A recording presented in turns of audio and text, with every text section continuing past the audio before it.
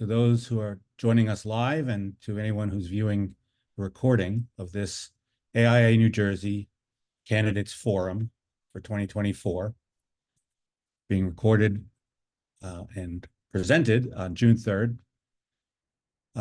And tonight we will be hearing from two candidates for 2025 President-elect and the 2026 President role. And I'll get right into that in a moment. The outline for this evening, I'm going to start with my moderator welcome, and we'll then review the officers' slate for 2025 and the overview of the election, and then introduction of the candidates, two candidates. Each candidate will give an opening statement. We have flipped a coin ahead of time, and Jessica will go first, and then Manuel after. And then after that, we will have candidate questions and answers. Now, I will let the audience know that based on the campaign policy and based on the format for this, we're not taking questions or Q&A from the audience, and the chat should be disabled other than for communication, I think, with the panelists. So we are not taking live Q&A from the audience at this time, but we have prepared questions from which I will be reading.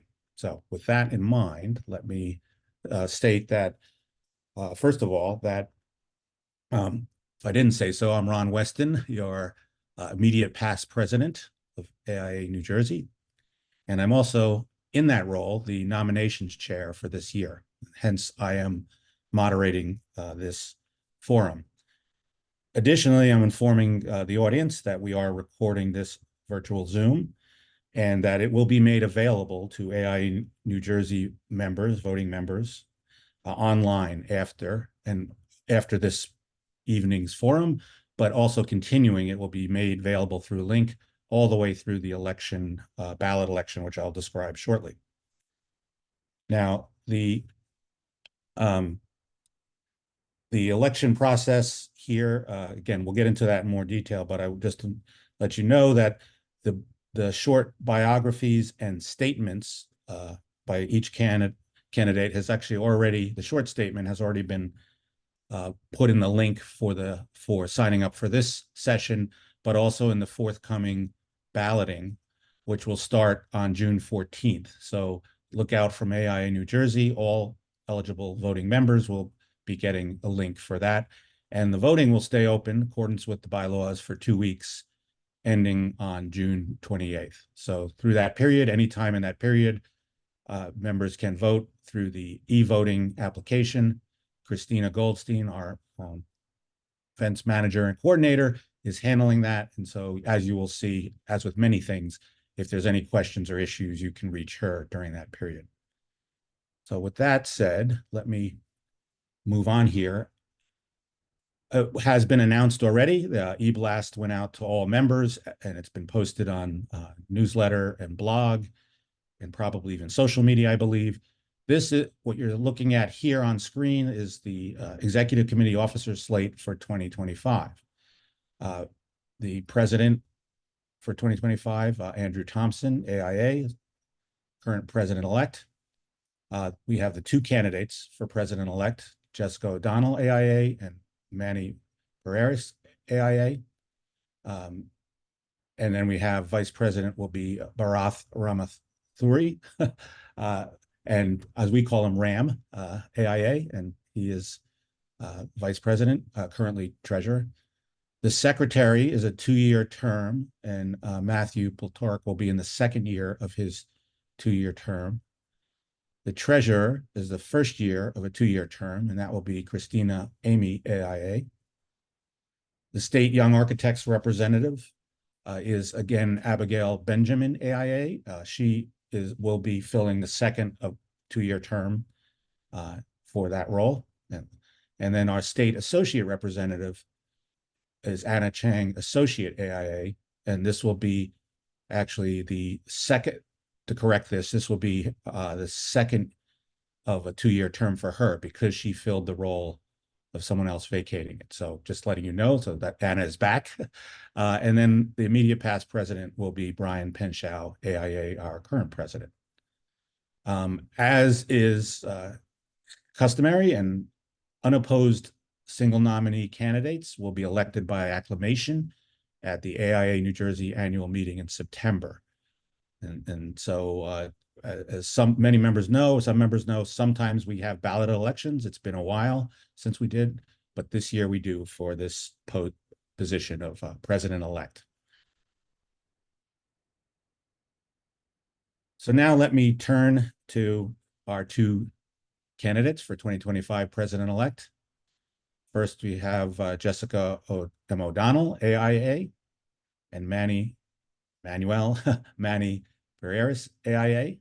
Both of them are veterans of our chapter and serving different roles. And by the way, their biographies, I'm not going to read through everything. They're going to make statements shortly, but information on their background, their bios, and their statements will be made available to members leading up to and during the balloting period, June 14th through June 28th.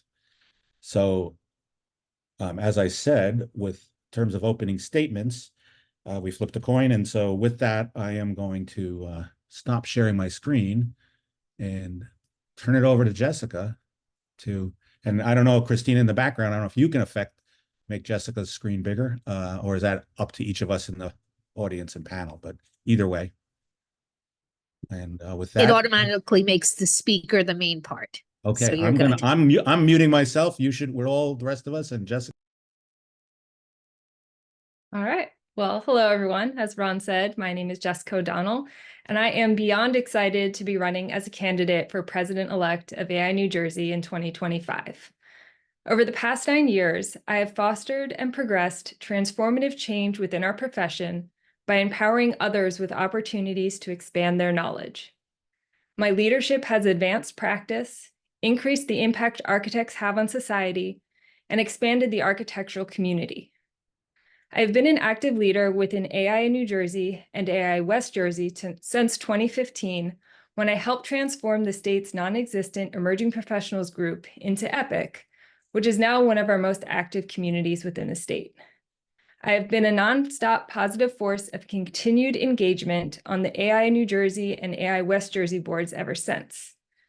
My diverse range of national, state, and local volunteer leadership experience with AIA, NCARB, and NAB gives me a unique perspective that will help enhance the mission and goals of AIA New Jersey.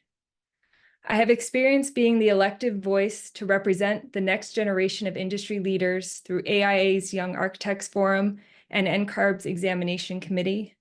I've conducted research efforts within AIA and NCARB to curate critical data on the current young architect demographic so we can better address their needs. I've consistently lobbied for our profession as a citizen architect on Capitol Hill, and I've led the AIA West Jersey chapter as well as served as an executive committee member of AIA New Jersey. During this time, I've worked with AIA members from across this state and across the country, from different member groups and a wide range of AIA committees. I've also spearheaded strategic visioning exercises at the national, state, and local levels. Through each endeavor, I've boldly advocated for the future of our profession, empowered others to share their voice, and challenged leaders to think bigger and broader by designing ways to amplify the vital work being done by members. The opportunity to engage our members, empower architects, and expand our reach across New Jersey are just a few reasons why I'm excited to run for 2025 AIA New Jersey President-elect. My vision is to increase active member participation by making AIA New Jersey known as a valued place of belonging because of our culture of inclusion and the community of resources available. I look forward to connecting and collaborating with each one of you to amplify your voice.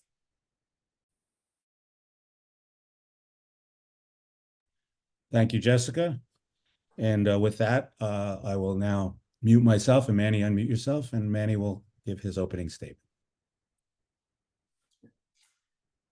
First and foremost, I'd like to thank Ron Weston, Christina Goldstein, and Matt Halpin for putting this together. It's an extremely professional, well-done event. And second, I'd like to thank Jessica for her candidacy. It created this opportunity where our members are able to participate democratically, and it really adds another layer of transparency to what we do here at AIA. My name is Manny Pereiras. I was born in Union City, New Jersey, the son of Cuban immigrants. My family had a hardware store. They were in the hardware business. So I literally grew up in the nuts and bolts of construction and design. And that led to my love of architecture. And I knew I wanted to be an architect. So at the age of 16, I started my first architectural internship. I graduated from NJIT in 2001. I became a licensed architect already at the age of 24. And that, since I was graduated at the age of 20, I became a licensed architect at 24. That means I already have 20 years with the AIA, almost 20 years. And it's been almost 20 years of service. I started at the Architects League as a trustee. I had a very robust run for 4 years as what we used to call the Young Architects Liaison or Regional Liaison for Young Architects, and more recently on the state board as secretary and currently as vice president. In 2006, I opened my architectural practice, sole proprietor at first for a few years, and I'm happy to say that I've grown that business and I've led that business to a very successful practice today. I have a team of 15 employees, 15 architects, wonderful, and I'm very proud of the work that we do. As the first Hispanic candidate running for the presidency of AIA NJ, I aim to embody a progress, change, inclusivity for our profession. My platform centers around safeguarding the integrity of our profession, advocating for architects in influential roles. I literally want to create jobs for architects, supporting emerging professionals, championing diversity and inclusion, and fostering collaboration within our community.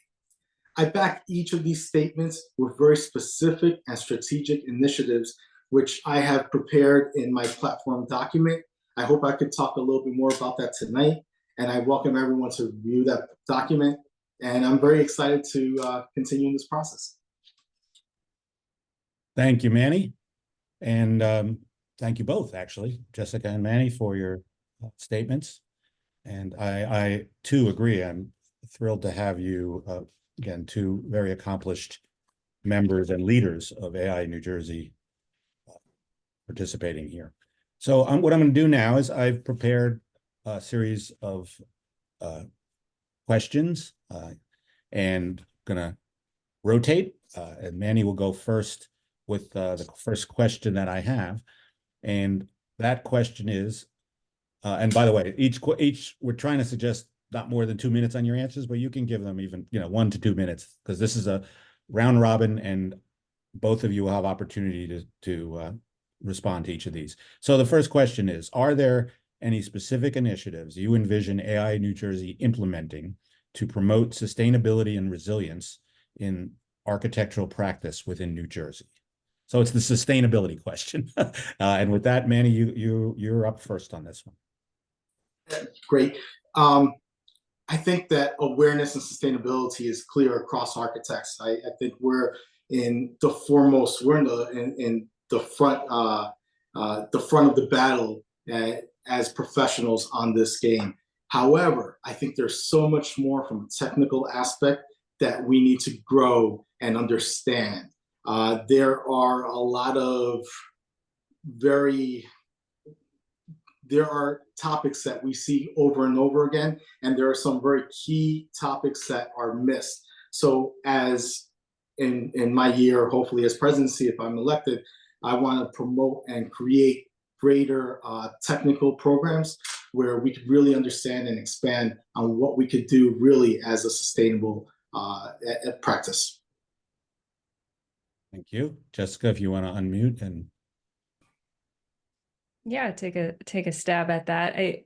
Building on what Manny said, I think there are so many examples of AIA national and at the state level where you have these experts come in and they share all this really wonderful visionary ideas that, I'll just speak from my perspective, is something I'm never going to be able to implement.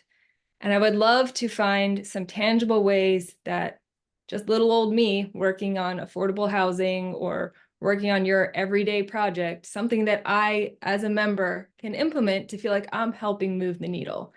Maybe it doesn't need to be a grand whole lead project. Maybe it's just one specific element. But I think to bring it down to that very tangible level that everyone can play a part in moving the needle, it doesn't have to be that expensive. It doesn't have to be that complicated. Kind of giving that sort of training and giving members opportunities to learn those little nuggets that they can plug in, I think is where I think New Jersey can really play a pretty impactful role with sustainability. Great, thank you both. And then again, in switching our order, Jessica, you'll go first on this question. And the question is, AIA chapters play a vital role in advocacy for our architectural profession. Can you indicate one or two examples of issues where you've helped to advocate for the profession? And then also any things you would like to see AIA New Jersey present in terms of advocacy, when you're president, or even in supporting it as president-elect. So it's the advocacy question, to put it in a one-worder.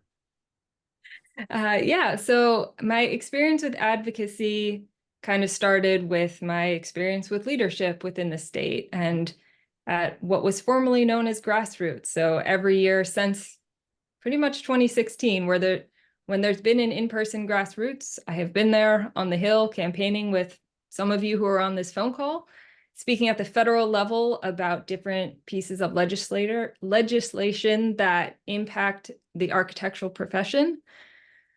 I have worked with AI New Jersey to hopefully get some sort of a lobby day to happen in New Jersey, but our state leaders, in terms of the legislator of New Jersey, have not been great with scheduling and making that a reality. But hopefully in the coming years, we can have some sort of a lobby week. If I'm being optimistic, one singular day, it might not happen, but if every section of New Jersey could speak to their state officials during 1 week and make that AI New Jersey lobby week for every year, I think that would be a really amazing way to help get architects a seat at the table and help the government officials see us as really important voices to have when decisions are being made. And when it comes to advocating for emerging professionals, I was the one who brought forth the proposed bylaws amendment to get the young architect representative on the New Jersey board so that they have a voting position and their voice can be heard in all of those decision processes. And I was also one of the co-founders of the EPIC committee, as I mentioned in my intro, and really advocated for emerging professionals to get engaged and get in the pipeline of leadership within New Jersey so that we can help make our AIA their AIA and make it what they want it to be so that they will be ready, willing, and able to take over from all of us. Great, thank you. All right, Manny, same question. Again, the advocacy question. So as architects, our profession is so integrally related with the community and with government. And there are lots of layers to advocacy. And I think what's most prominent and what we should talk about today is government specifically. And yes, I've been a participant in grassroots many times, many years. I've taken it to another level, and I think that we all need to take it to another level and really establish relationships with government. Those relationships are extremely important and critical. And beyond that, we should actually empower our architects to make some changes and make some movements. One of my platform points that I want to make, I do a lot of land use work across the state, and I present before boards with professional engineers, with professional planners. There are no architects on these boards. Why are we not present in front of these zoning and planning boards? I think that we need to make a strong push in government to have representation on these boards. We are the best suited to explain and describe these projects and bring them to another level. And that happens through relationship, through activity, and most importantly, creating a presence. Thank you, Manny. And again, in continuing to alter that, Manny, you'll be up first with this question. Do you have any ideas on how AIA might help our architect members better understand technology and digital platforms to keep our profession relevant in the age of emerging artificial intelligence advancements? The technology question, Manny. Yeah, I love this question because this has been an issue. I mean, I'm sure this is before my time, but I'm sure when AutoCAD came out, it was a big issue in the 80s. Oh, what is this going to do to our profession? And the reality is, it's a new set of tools that are going to allow us to do greater and better things faster and potentially even better. I have embraced AI technology. I've used it in incorporating whatever I can. And I feel that I still know just a fraction of what can be done because the technology has been growing exponentially. The other aspect of this that's very important is that the new generations coming in to AI, the emerging professionals, or maybe even the next generation, have a huge cultural difference to us, particularly because of these new technologies. They communicate differently. My younger interns will text me when they're 6 feet away from my desk, which is something I still struggle with, but it's just a different, and we need to embrace these changes. And as AIA, we need to create some seminars and webinars and have this for our members so that we could actually see and understand the new technologies coming forward. All right, sorry about that. Thank you. And Jessica, same question, technology.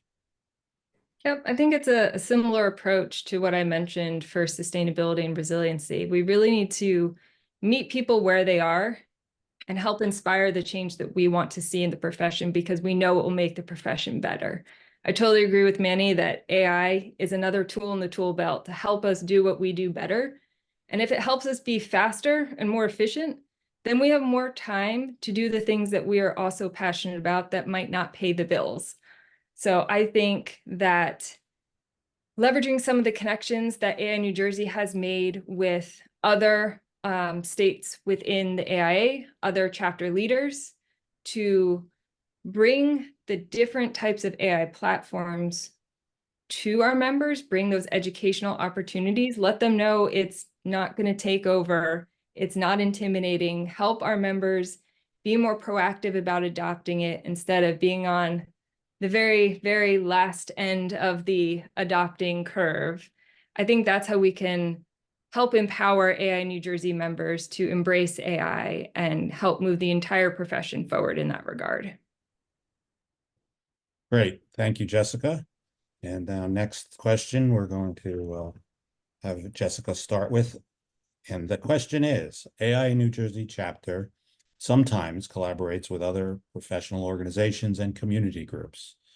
How do you envision strengthening these allied organization relationships for the benefit of our members and the public at large? So this is kind of I'm trying to give a keyword to each of our things. So this is the kind of collaboration with other organization question. Go ahead, Jessica. This is a good question because being part of AIA New Jersey leadership, I feel like I am aware of more of what is going on than we'll say the average AIA New Jersey member. I believe AIA New Jersey does a lot of things really well and has a lot of these collaborations going on, but a lot of people just don't know about them.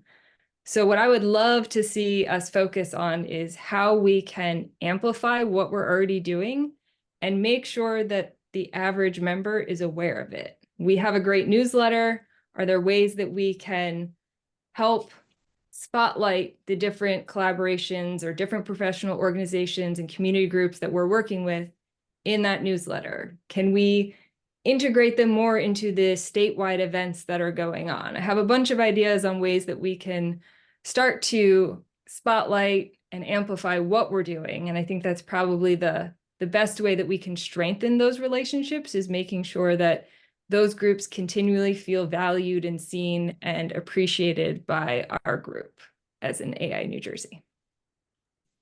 Great, thank you. Manny, same question about other collaborations with other organizations and groups. So I think this is critically important and almost completely lacking in AI in New Jersey right now. This week, actually, the end of this week, I am speaking before the New Jersey Planners Association. I'm a moderator for one of their talks. We should have, and this is one of my platform points, I advocate to have networking events, social events with other like-minded professionals. We have the engineers, we have the real estate group, we have the planners, we have construction code officials. When I was the regional liaison for young architects, I'm dating myself, but many years ago, I created a series of networking events with different organizations. And it was very simple. It was drinks, it was a small talk, 5-minute explanation of some new topic. And it was a wonderful networking opportunity where we created exposure for architects, created jobs for architects through that networking, and really got out there what we do. Beyond that, I think there's also a very strong importance for each of us to promote the profession in other ways. I go before different high schools constantly. I'm an advisor on several boards, and not architecture boards, from other professions. There's a music program locally that I'm an advisor for. And that just creates more and more exposure for architects. And I think that's critically important moving forward. Great, thank you for that, Manny. And the next question will go to you first, Manny. And this one is: responsible budgeting and fiscal management are important responsibilities of the chapter president, working with the treasurer, executive director, and board officers. Can you share your perspective on fiscal responsibility and priorities in the allocation of chapter funds? So this is kind of like call it the fiscal responsibility and financial question. And with that, you go, Manny. Yeah. I think if this was a different organization, that might be a very difficult question to answer.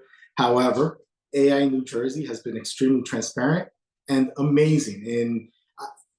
We are an organization for a very robust reserve. It is very well maintained. We have budgets that come to zero every year. We are very comfortable when it comes to that situation. I think we're, in some senses, we might be a little too comfortable. Our dues might be a little too expensive. We might be a little too reserved in what we could provide our membership. So, and I know this might not be the best thing to hear, but I think that we should tap into those reserves a little bit as well and provide more for our members potentially moving forward conservatively.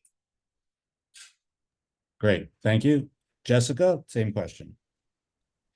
Yeah, as Manny alluded to, our members pay substantial dues every year and entrust AI New Jersey leadership to spend those funds in ways that they perceive to significantly add member value. I think it's really important that every line item in our budget can be tied back not only to a specific part of our state strategic plan, but also it needs to be very clear how that line item is impacting member value in a positive way. So as president, I would make sure that that is how the budget is reviewed and how all budget requests are reviewed. Where does it fall in the strategic plan? How does it add member value? And with that, we will definitely be moving the needle and people will be feeling the impact that their dues are having. Great, thank you. And actually, you mentioned a word that is in this next question, which is my last prepared question for this evening. And that is, this year, AI New Jersey is working on a new strategic plan. Actually, both of you are involved in that. Can you share one or two important goals you feel are important for our AI New Jersey chapter over the coming years, and how you would lead the chapter towards achieving them? So the strategic question, a couple ideas about that, and you're up first, Jessica. There are so many thoughts that come to mind when it comes to our strategic plan, and I'm just very excited and humbled to be able to participate in its creation.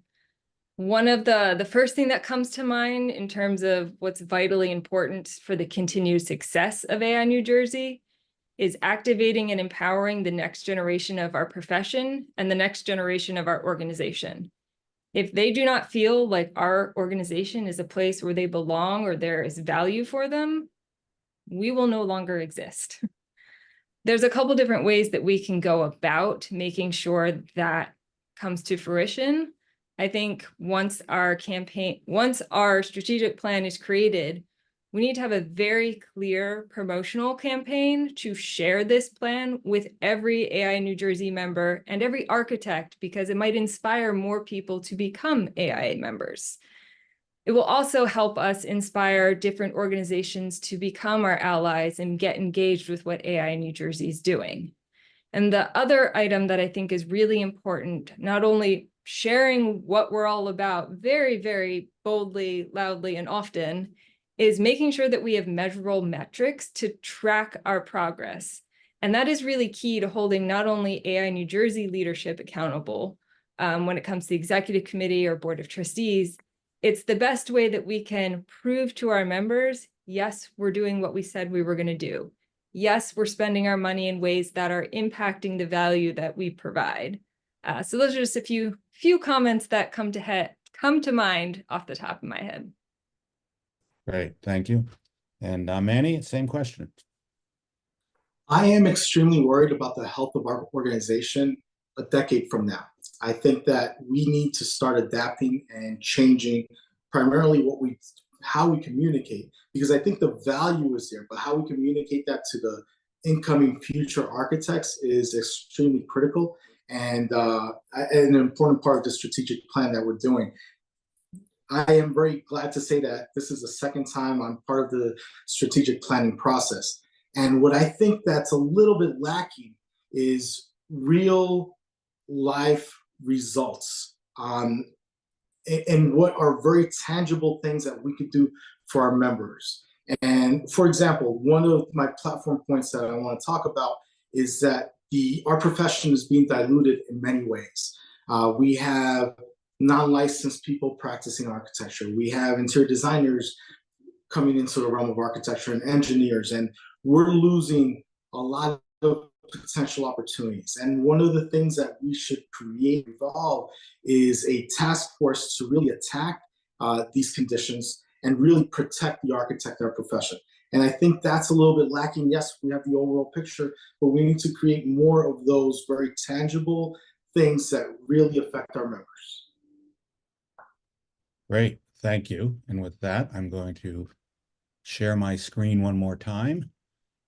And I want to thank both of our candidates again, Jessica and Manuel, Manny, for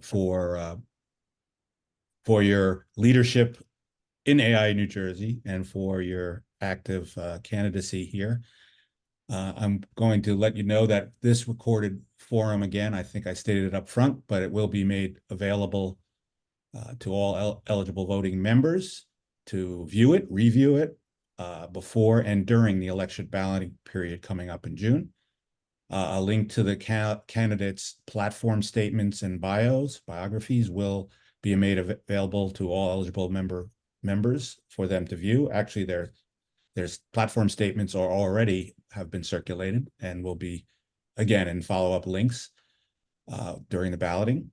The balloting, as I mentioned, will take place starting on June 14th. So you're looking out for the AIA New Jersey member email, e-blast, with a link to the electronic balloting that's being used for voting. So look out for that. And it'll also be posted on social media and probably as well in a newsletter before that time frame. And the balloting, as I said earlier, will remain open for 2 weeks, and it concludes June 28th at 5 p.m. If you have any questions, I also stated this about this particular balloting, voting, or any other topic, frankly, Christina Goldstein, and there's her link. And I think most of you, most members, certainly most people who have interacted are aware. Christina is kind of helping and will be helping to facilitate this particular election cycle.